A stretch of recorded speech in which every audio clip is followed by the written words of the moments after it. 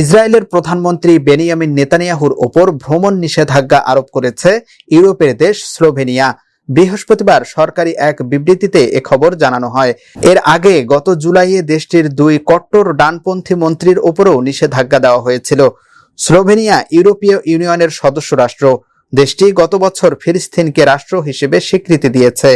চলতি বছরের আগস্টে দেশটি ইসরায়েলের ওপর অস্ত্র নিষেধাজ্ঞা জারি করে। একই সঙ্গে ইসরায়েল অধিকৃত ফিলিস্তিনি ভূখণ্ডে উৎপাদিত পণ্য আমদানিতেও নিষেধাজ্ঞা দেয়।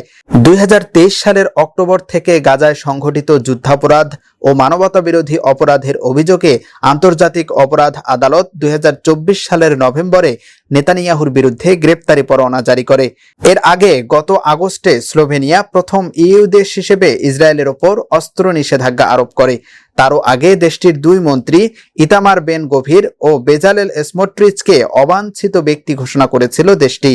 ফিলিস্তিনিদের বিরুদ্ধে জাতিগত নিধনমূলক মন্তব্য করায় তাদের বিরুদ্ধে এ ব্যবস্থা নেওয়া হয়। 2024 সালের জুনে নরওয়ে, স্পেন ও আয়ারল্যান্ডের পথ অনুসরণ করে স্লোভেনিয়াও ফিলিস্তিনকে স্বাধীন রাষ্ট্র হিসেবে স্বীকৃতি দেয়। গাজায় ইসরায়েলের কর্মকাণ্ডের সমালোচনায় সবচেয়ে সোচ্চার ইউরোপীয় দেশগুলোর মধ্যে স্লোভেনিয়া অন্যতম। দেশটির প্রেসিডেন্ট নাতাশা পির্ক মুসার গাজায় ইসরায়েলের নির্বিচার হামলাকে জাতিগত নিধন বলে বর্ণনা করেছেন। গত মঙ্গলবার প্রেসিডেন্ট মুসার জাতিসংঘ সাধারণ পরিষদে ভাষণ দেন। সেখানে তিনি গাজায় জাতিগত নিধন বন্ধ করতে সব দেশকে পদক্ষেপ নেওয়ার আহ্বান জানান। স্লোভেনিয়ার প্রেসিডেন্ট বলেন, আমাদেরকে সঠিক কাজটি করা উচিত। আমরা হলোকাস্ট থামাতে পারিনি, রুয়ান্ডার গণহত্যা থামাতে পারিনি, সেব্রেনিৎসার জাতিগত নিধনও থামাতে পারিনি।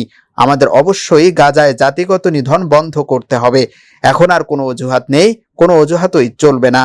ইউএফটি ফার্স্টের সাথে ট্রেড করুন যে কোনো জায়গা থেকে।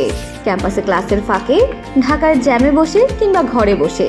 ট্রেডিং এখন হাতের মুঠোয়। তাই ট্রেড করুন যখন খুশি, যেখানে খুশি।